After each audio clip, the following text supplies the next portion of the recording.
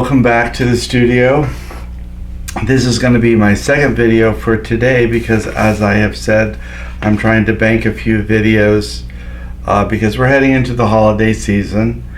So that's certainly one thing, but also there's some stuff happening here personally with me, and I'm just trying to get ahead a little bit. It's always better to be prepared, I suppose. As it's my second video, I've got two pair of glasses. I don't know how I managed that today. But what we're going to be doing is working on Pumpkin Patch. This is one of our autumnal quilts, and this is a Batik kit. It is pre-cut, it's laser cut and pre-fused with Steam 2. All of these applique kits are basically peel, place, and press. By that we mean that you just have to peel the paper backing off, position it where you want it, and then when you get it where you want it, you can go ahead and fuse it with a hot iron. We've also used this material on glass and burlap, as you can fuse it onto a variety of objects. As long as you can apply heat, either through iron or with a blow dryer, you can adhere this to different objects. If I'm using it, I always use a dry iron and a spray bottle with water, and the water is required because it is Steam 2 that we use. Steam, being part of the name, is obviously part of the equation in getting it to fuse properly. So I have my kit, and I've taken my paper out and I've given it a press because I don't want the wrinkles in the paper to translate to the pattern itself. So I also have my backing fabric. I understand this is a Riley Blake fabric called Blossom. These remind me of shirting fabrics from the 1800s, the kind of thing they would make men's shirts out of. What I really liked about them, they came in a variety of colors, and I found a bunch of them that match our kits. So because this one is pumpkins, there's a lot of orange and blues and greens and purple, and those colors are represented in the little triangles in the background of this fabric. So I really like that. One thing that you will notice is my fabric today is way oversized of the pattern, and there's a reason for that, and the reason is because I have not chosen a border yet, and so I want to be able to have the option of trimming this down to fit the border fabric that I choose. In a later video you will see that I used a check pattern, and I made sure that the backing fit inside the check. I didn't piece the border at all. It's all one solid piece because I didn't want there to be any interruption in the plaid.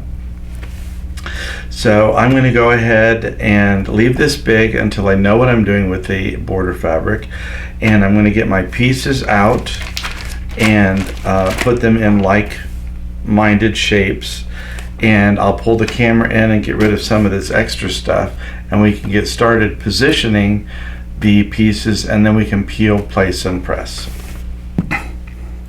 I try and alternate using the light box and not using the light box.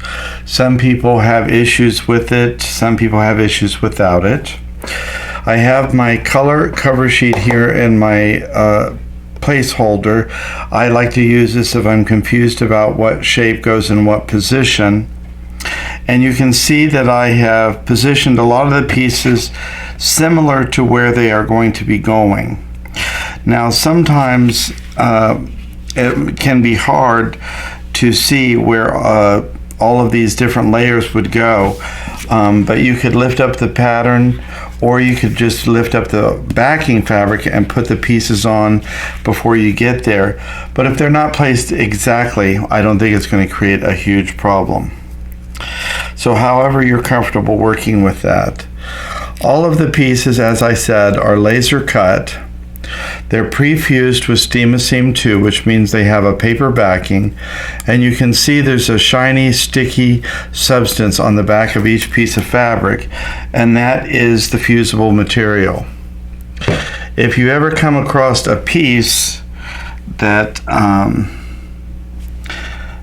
the adhesive stuck to the paper and not the fabric, you could just reheat that, keeping the paper on with the iron, and let that piece cool back down, and then go ahead and continue as normal. I'm going to be doing the bottom lettering first. And I'm starting from the bottom up because, as you can see, this wouldn't all fit on my light box, but I can see the bottom pieces go underneath at each stage. So it makes sense for me to start at the bottom and work my way to the top of the pattern.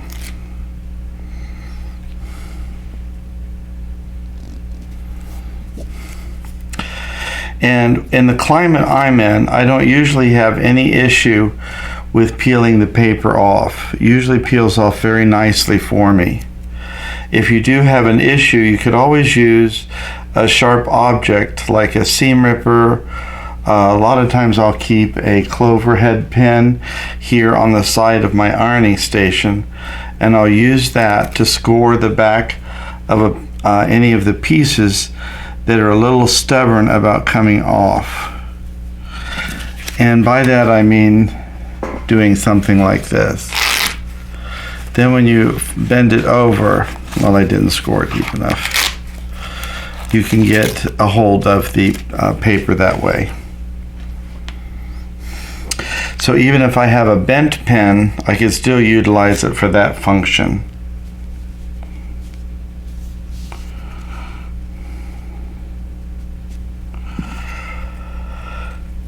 It's funny because my different family members really love the different holidays. My nieces in Florida really love Halloween, and they will go all out for that holiday. I actually prefer Christmas, but for me there's a lot that goes into that. Some of it is the weather. I love the cool, or actually cold weather of winter. And then some of it is also the food. I'm sure people could see by my bare belly that I do like to eat.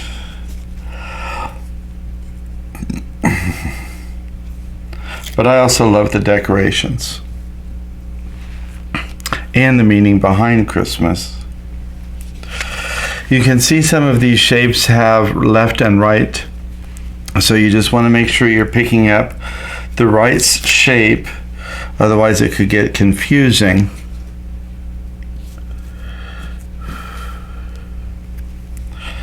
And you can go about this in any order that you like. Because I have the pieces put out in like-minded piles, it's easy to kind of work as you go. And that have that funny mouth. I'm gonna I can position it that way before I stick on the back.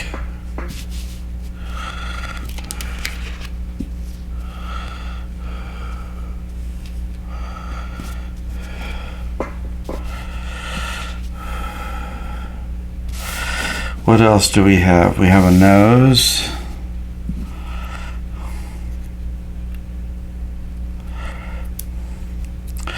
I just use my thumb a little bit to peel that paper. I bend the fabric and the paper just comes off. I have my googly eyes. On this particular one, the googly eyes start with the big ovals.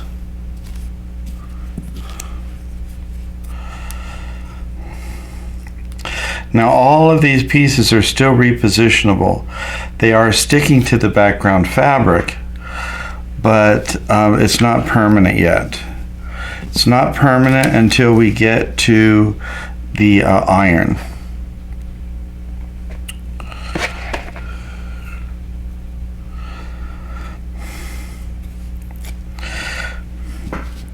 It's these eye pieces that always give the expression to the piece of artwork that we're using. So keep that in mind when you're putting those on, that you can move them around a little bit and get more comical expressions.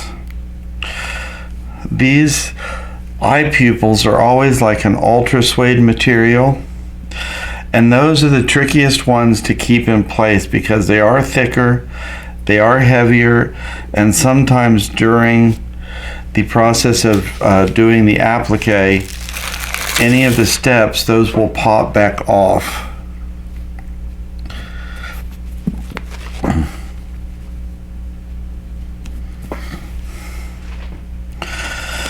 So just keep that in mind. I've had those get crinkled before.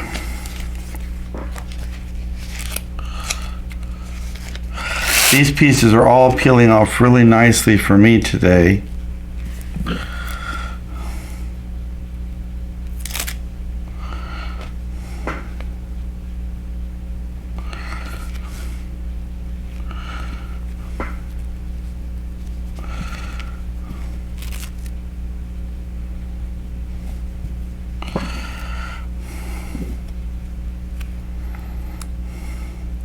You can see how quickly this process works.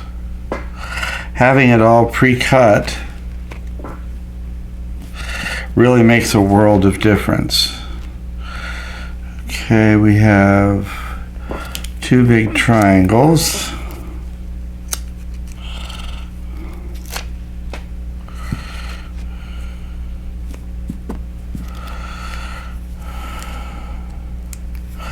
This is a little bit like playing with the Mr. Potato Head, putting in the pieces.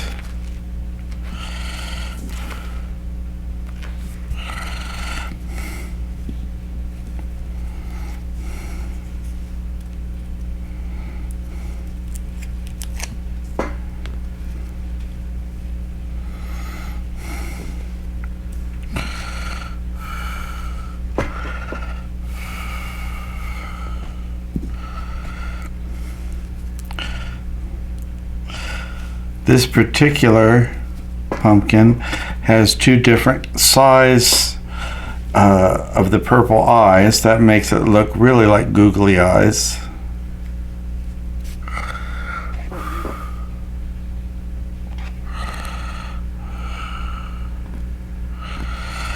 And where you position those pupils, again, is going to really add to the expression of the pumpkin.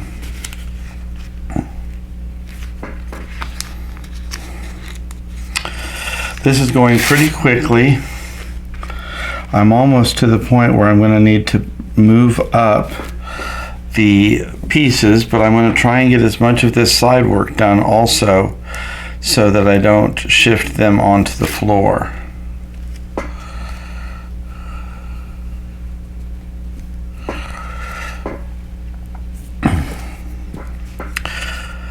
If you have really young kids that you want to have play with this project with you, depending on their age, you could use the pieces with the fabric still on the backing and just have them place it on the paper pattern like a puzzle. If they're a little bit older, they might be able to actually peel the paper off and help you position the pieces on the background fabric, keeping in mind that you can always reposition them if you need to.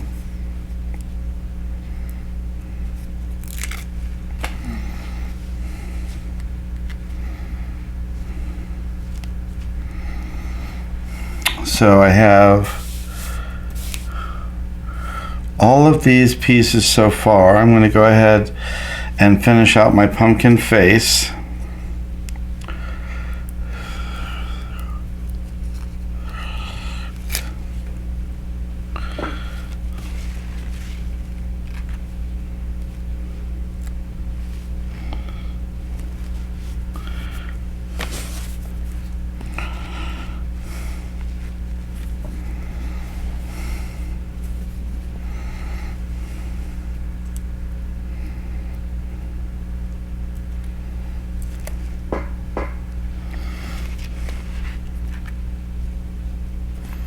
I don't know if you noticed this, but depending on which way you put this on here, you either get a frown or more of a smile. I think we're going to go for a smile. I have big green eyes on here.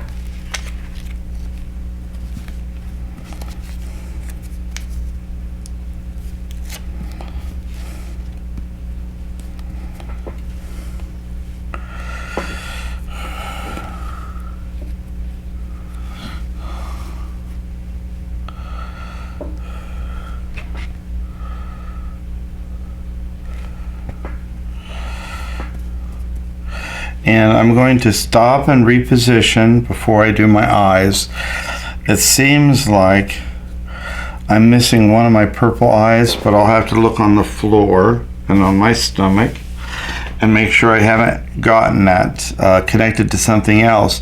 But I'm going to keep working on my way up, and I'll come back to the eyes to see if I need to make an adjustment or if I've made a mistake with positioning. So I'm going to stop and then we'll restart when I get the pattern moved. So I'm going to just continue going up. Here's where the pattern will stop, but I will have extra fabric above that. I can always trim this after everything is fused in place.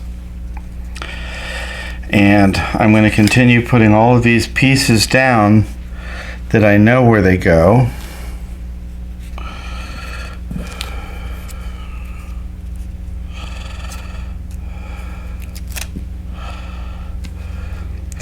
Sometimes I get in such a hurry with something that I put something somewhere it doesn't belong, and that is the case with my purple eyes. It just dawned on me.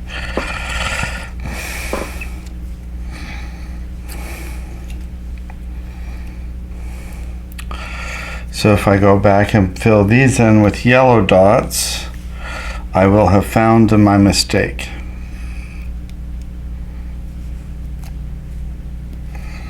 I very easily could have put yellow eyes there, and I don't think it would have made any difference other than it not being what was intended. But once the pattern is no longer next to the picture, no one would ever know that.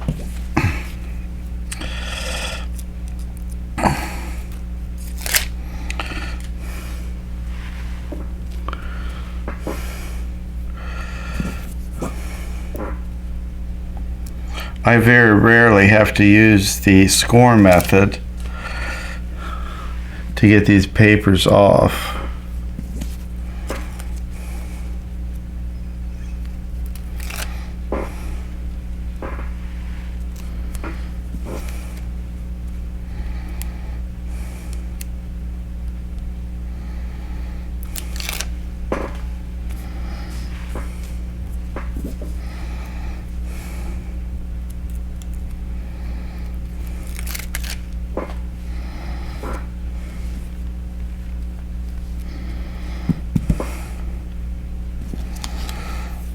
That must be my little bird's feather. Now I could do the feet. These little sticks always have a rounded section and a flat section. The rounded section is what is going to show, and the squared off portion is going to be hidden under the little bird's body.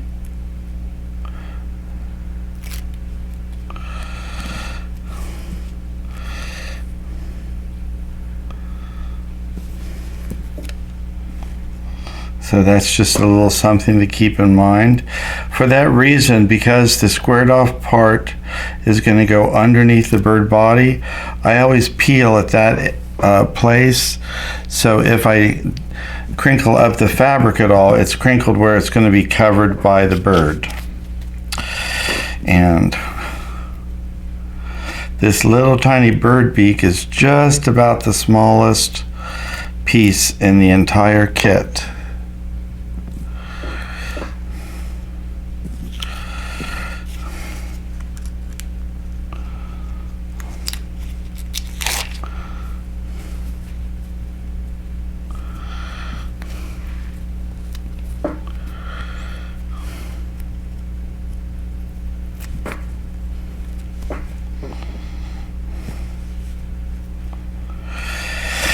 And we're coming right up to the finish here.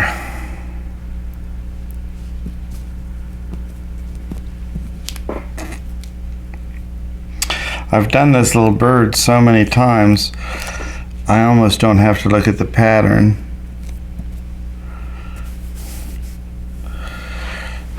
Seems like I've got an extra leaf maybe.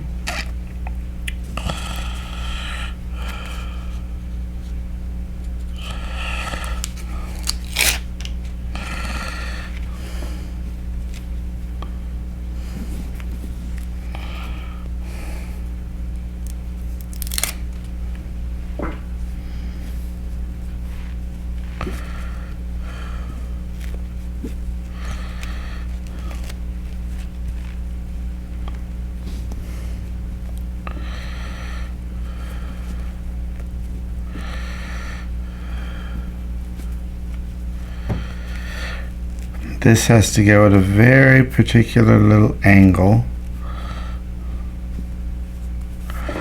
to line up.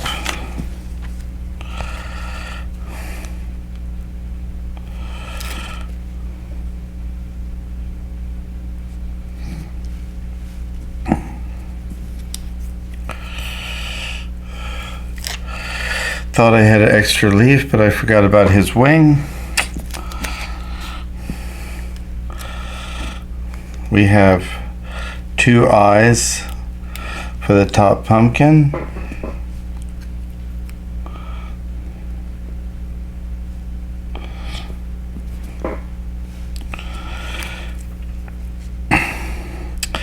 And I always like to put these, the darkest color is the furthest back, so that will be this one. Next I will do medium.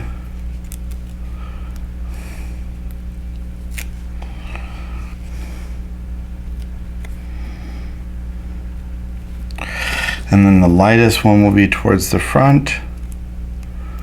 Give us the ever so tiniest illusion of distance.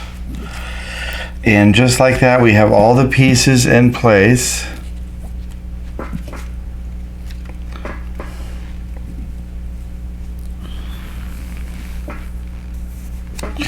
So now I can go ahead and get my light box out of the way. I can get my iron on, my paper pattern out of the way, and my Teflon pressing sheet, and go ahead and get to the last step on this process, which is to fuse the applique shapes to the background. You can see how quick this goes together, whether you're using it as a quilt panel or if you're going to use it on some type of decorative material. We at shows often built a little section of a wood picket fence, and we would put this on the whitewashed fence, just fused directly onto the wood. People always wanted to buy the sample. We always sold it right there in the booth at Market, and they would pick it up at the end of the show. So it does go together really quickly. At this point, as I said, Steam and Steam 2 does require steam, but I use a dry iron. I do that so that my iron lasts longer, because inevitably, no matter how good an iron is, it gets dropped at some point and starts leaking or sputtering onto your background fabric, and it creates a bit of a mess. So the way that I work it is just put some water in one of these little spray bottles. It's just plain water. And then I use a Teflon pressing sheet, trapping that moisture in. And that's how I will fuse the entire project.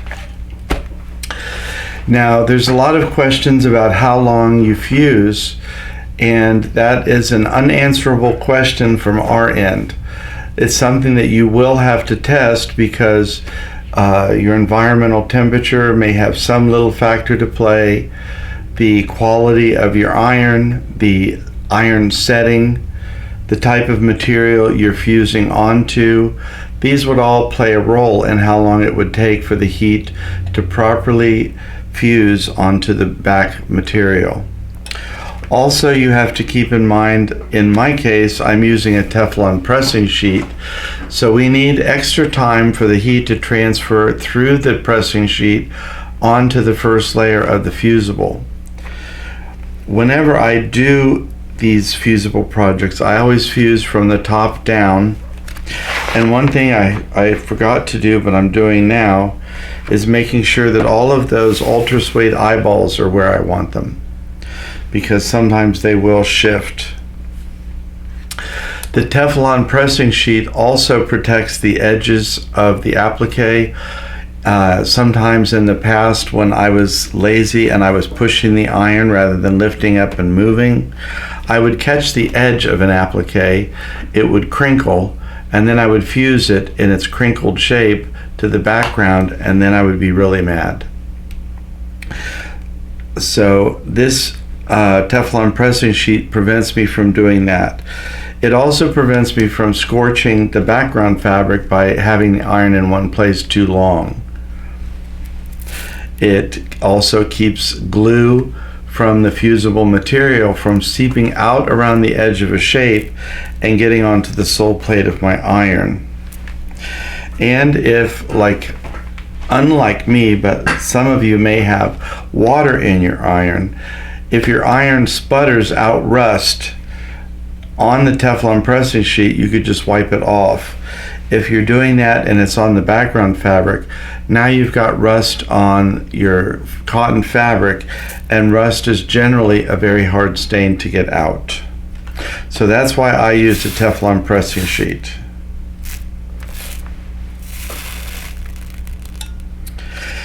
And as you can see, I'm moving a little bit quick over this, but I'll probably go back over it one more time from the top, and then I'm going to flip it over, not use the Teflon pressing sheet, and fuse it all again from the back side.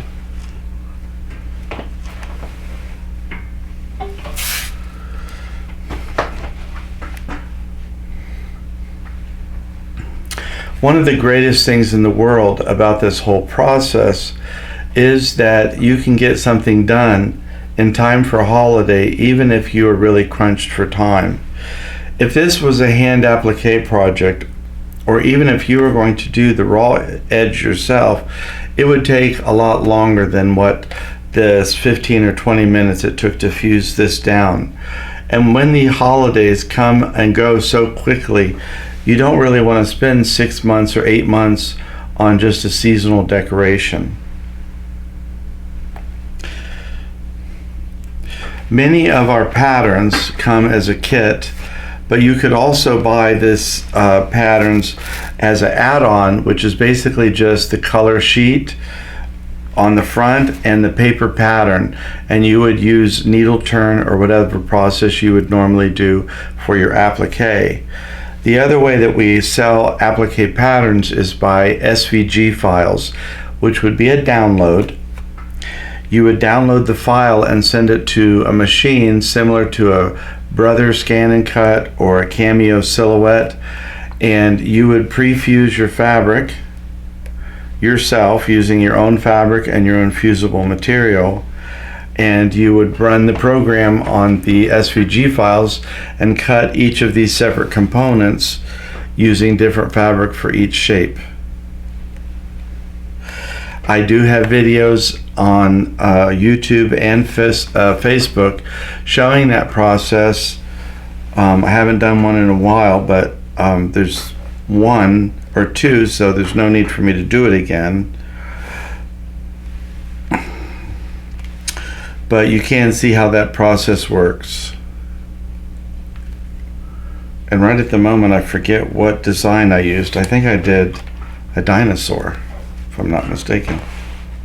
So I'm done fusing this from the top side.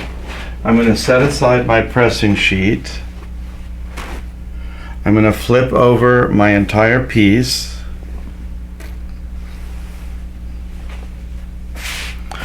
Smooth it out.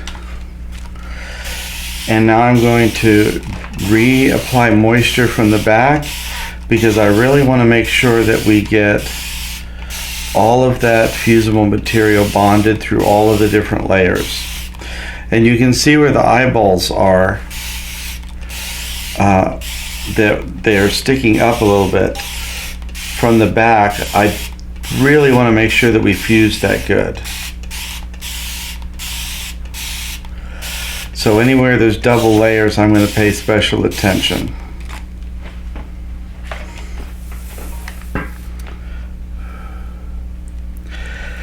If you fuse this properly, the first go round, this material is permanent. It can be washed many times.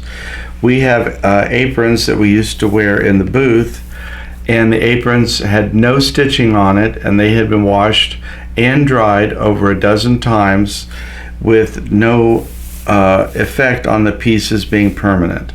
You do get a little bit of a soft edge on the applique the more it gets washed, just as you would with any raw edge applique. And that is going to be true whether you top stitch it or not. If you don't top stitch it, it's going to fray or give you a soft edge a bit. If you do stitch over it with a zigzag or a satin stitch, you're going to perforate the entire edge of the design, and you're still going to get a little bit of a soft edge from that. So regardless which method you use, you will get about the same effect after washing. Now, we do not top stitch any of our samples. I wouldn't want to do that because I'm not that great at it and it's tedious. We do quilt over them when it's a quilted sample. If it's a sample on a hard product like the glass or the wood, nothing else needs to be done. If you are doing any kind of stitching, whether it be top stitching or quilting, if you're getting a lot of gumming on the needle, that's an indication that at this step you did not fuse enough. You cannot overfuse the material and have it evaporate away. You would burn your fabric before that happened. So if anything, most consumers underfuse their fusible.